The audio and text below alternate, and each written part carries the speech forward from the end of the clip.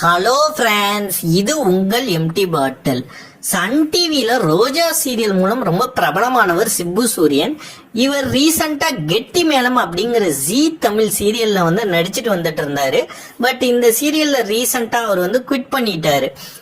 அந்த சீரியல்ல நம்ம ஏற்கனவே ஒரு வீடியோல சொல்லியிருந்தோம், அவரை விட இன்னொருத்தருக்கு ஒரு பெரிய ரோல் இருந்தது. பட் அந்த கேரக்டர் நிறைய பேருக்கு லைக் பண்ணியிருந்தாலும் அவரோட ரோல் ரொம்ப ஸ்ட்ராங்கான ஒரு ரோலா இல்லைங்கிற மாதிரி ஒரு ஃபீல் இருந்ததா. ஸோ அந்த ஒரு ரீசனுக்காகவும் அவர் அந்த சீரியலை குவிட் பண்ணிட்டாரு. ஆல்ரெடி அவருக்கு பதிலாக வேற ஒரு கேரக்டர் அந்த சீரியல்ல வர ஆரம்பிச்சிட்டாரு.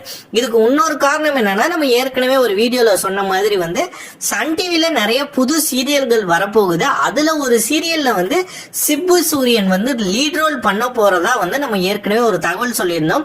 ஸோ சன் டிவில அவர் எகைன் ரீஎன்ட்ரி கொடுக்கறதுனாலதான் இந்த சீரியலை குவிட் பண்ணாரு அப்படிங்கிற மாதிரியான ஒரு தகவலும் இருக்கு.